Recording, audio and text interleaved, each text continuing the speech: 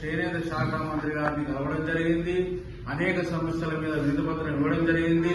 ఒక పర్యాయం ముఖ్యమంత్రి గారిని కూడా 20 మంది ప్రతినిధి బృందం సభ్యులతో కూడా కలిసి వినతి పత్రం ఇచ్చినప్పటికీ కూడా ఎలాంటి స్పందన లేదు. ఇప్పటి వరకు చేనేత మీద సమీక్ష లేదు.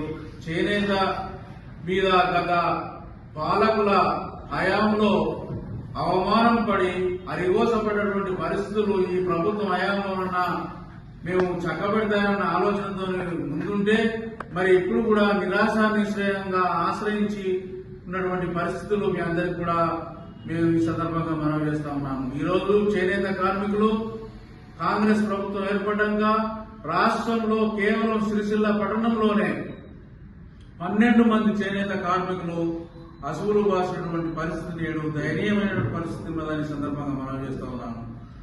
పుట్ట గడవక, అప్పులు పుట్టక, పరపతి లేక, భార్యాబిడ్డలను పోషించలేని పరిస్థితిలో ఉన్నటువంటి చేనేత కార్మికులకు పని కల్పించలేనటువంటి విధానంలో ఉన్నటువంటి ఈ రాష్ట్ర ప్రభుత్వం మరి ఈనాడు చేనేత మీద ఇంత నిర్లక్ష్య ధోరణి వ్యవహరించడం అనేది సందర్భంగా నేను ఖండిస్తా ఉన్నాను. రాష్ట్రంలో చేనేత సహకార సంఘాలు గత 10 సంవత్సరాల కాలంగా నిర్వీర్యమైపోయినాయి. ఎన్నికలు లేకుండా పోయినాయి. టెస్కో పూర్తిగా నిర్వీర్యమైంది. అలాంటి పరిస్థితుల నుండి కొత్త ప్రభుత్వం ఏర్పడ్డాక మా జీవితాలలో, మా బ్రతుకులలో కొత్త ఆశలు చిగురుస్తాయనే ఒక ఆలోచనతో ఉన్నటువంటి మాకు మరి నిరాశ నిస్పృహలకు గురి చేస్తున్నటువంటి రేవంత్ రెడ్డి గారిని సందర్భంగా నేను మనవి చేస్తా ఉన్నాను. రాష్ట్రంలో ఉన్నటువంటి చేనేత కార్మికుల వ్యవస్థ మీద మీరు ప్రత్యేకమైనటువంటి ఉన్నత స్థాయి సమీక్షా సమావేశం ఏర్పాటు చేసి చేనేత గురించి మీరు ఏ రకంగా ఏం చేయాలనుకుంటున్నారో స్పష్టంగా తెలియజేయాలని సందర్భంగా మనవి చేస్తా ఉన్నాను. రాష్ట్రంలో మరి మీరు రైతన్నలకు ఎంతో బాసటగా ఉన్నటువంటి మీ ప్రభుత్వం ఈ రోజు 31,000 కోట్లు ఒకే రోజు మంజూరు మాఫీ చేసి చరిత్రలో ఇచ్చినటువంటి మీ ఘనత మన రాష్ట్రంలో చేనేత కార్మికుల వ్యక్తిగత రుణాలైతేనేమి, చేనేత సహకార సంఘాలలో ఉన్నటువంటి క్యాష్ క్రెడిట్స్ రుణాలైతేనేమి అన్ని కలిపి కూడా 100 కోట్లు కూడా లేవు. ఇలాంటి 100 కోట్లను కూడా మీరు మాఫీ చేయడానికి ముందుకు రావడం లేదంటే ఇది చాలా విస్మయం కలిగిస్తున్నటువంటి విషయమని ఈ సందర్భంగా మనం చేస్తా ఉన్నాను.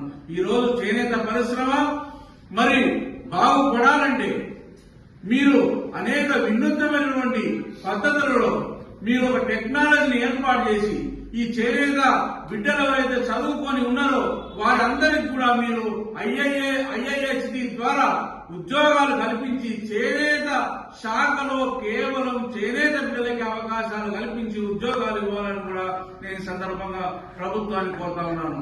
ఎందుకంటే ఈ రోజు చేనేత పరిశ్రమ బాగుపడాలంటే చేనేత పరిశ్రమ గురించి పూర్తిగా విపులంగా తెలిసిన వారే ఉండాలి.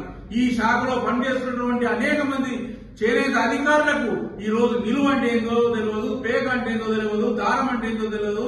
ఇలాంటి వారిని మా మీద వృత్తి మా పరిశ్రమ అధోగాది పనులు చేస్తున్నారు. కాబట్టి మా సంబంధించినటువంటి వ్యవస్థకు మా చేనేత బిడ్డలనే మీరు చదువుకున్న వాళ్ళు అనేక మంది మా వంశంలో ఉన్నారు. అలాంటి వారిని మీరు ఉద్యోగులుగా పరిగణించి అపాయింట్మెంట్ చేయాలని కూడా ఈ సందర్భంగా మనం చేస్తా ఉన్నాను. ఇంకో విషయం, మరి ఈ రోజు చేనేత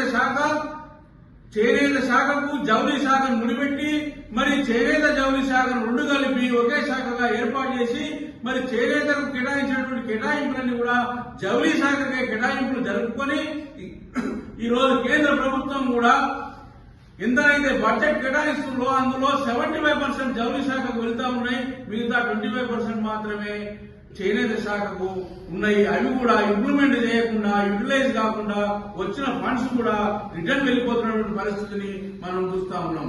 ఈ రోజు అలా కాకుండా మేము కోరుతా ఉన్నాం, తెలంగాణ చేనేత ఐక్యవేదిక రాష్ట్ర కమిటీ పక్షాన రాష్ట్రంలో చేనేతకు ప్రత్యేకంగా బ్యాంకు ఏర్పాటు చేయాలని ఈ సందర్భంగా